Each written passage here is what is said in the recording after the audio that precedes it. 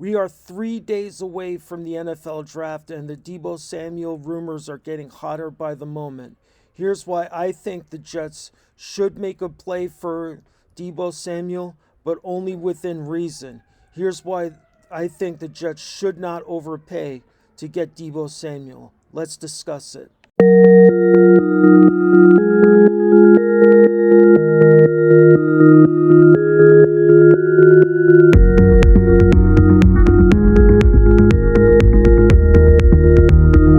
What's going on, guys? As usual, please like, share, and subscribe to this content if you haven't already done so. You could also follow me on Facebook, Twitter, TikTok, and Instagram under Straight 100 Jets. So let's get to it. So the NFL rumor mill has been working overtime regarding the Deebo Samuel situation and which team is going to end up with his services. Deebo over the weekend pretty much shut down any rumors that he's going to stay with the 49ers when he was at a nightclub. I think it was in LA, where somebody brought out this banner saying, Deebo Samuel's going to stay with the 49ers, and he pretty much nixed that, pretty much gave it the throat cut that it's not going to happen. So now the answer is, where is he going to go, and how much draft capital is it going to take to get him? Now, it's been no secret that San Francisco has been doing its own homework on the wide receiver class of the 2022 draft. They were at Drake London's pro day, and they don't pick until 61. So it tells me, I mean, it could be nothing, but honestly, it tells me that they're looking seriously at drafting a wide receiver at 10.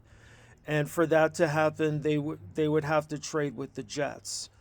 Now, San Francisco has put out statements that they want a king's ransom, whatever that means for Deebo. And this is where I draw the line if I'm Joe Douglas. I mean, honestly, we would love to have Deebo Samuel. I mean, he put up amazing numbers, some numbers we haven't even seen before in the NFL.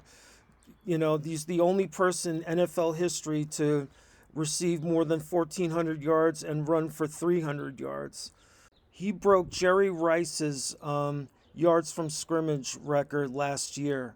So, I mean, when you break one of the records of the greatest wide receiver of all time, you've done something, in my opinion. And yes, getting Deebo Samuel would unlock the offense. It would unlock Zach Wilson's potential. It would free up Elijah Moore. And you also have the two tight ends.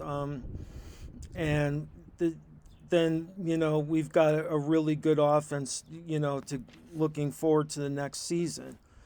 But in my opinion, the Jets should only offer the number 10 pick. I mean, the maximum I would try to offer would be the 10th and the 69th pick, because it's obvious that this San Francisco wants to move up into the top 10 to draft a receiver, whether it be Drake London, Jameson Williams, Garrett Wilson, whoever, that they're going to draft his replacement.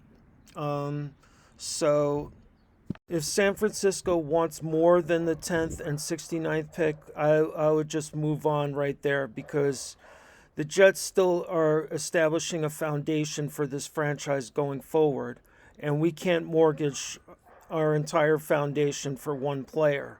No, I mean, as great a player as Deebo is, he's still one player, and we need to solidify our roster with this draft. And JD carefully assembled, all this draft capital, it's so we can build on the foundation of this team. And I don't think we should wreck that foundation just because of Deebo Samuel.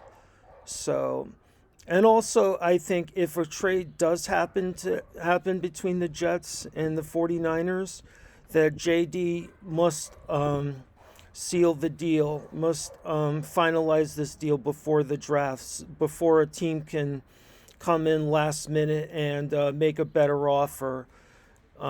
So that's what I would do. But again, the 10th and the 69th pick is the maximum I would give to San Francisco. No more than that. I mean, Deebo is a special player, but we should not wreck our foundation just to get that one player. So JD needs to be selectively aggressive, in my opinion. Yes, put feelers out there, but if they're asking for more than a 10 pick and a 69, I'm moving on. And I'll either draft, Jamison Williams or Garrett Wilson at 10, or even Drake London, even though I have my issues with Drake London and his ability to stay healthy and his ability to separate. If JD does make that pick, obviously I'll get over it. But the Jets should not mortgage the future to get Deebo Samuel, in my opinion, no matter how great of a player he is right now. And he is a special player. He put up some special numbers last year. But, it has to be done within reason. So that's it, guys. Let me know what you think in the comments. What would you give up to get Deebo Samuel? Or do you even make the trade at all for Deebo Samuel? Let me know in the comments. And as usual, go Jets and have a wonderful day.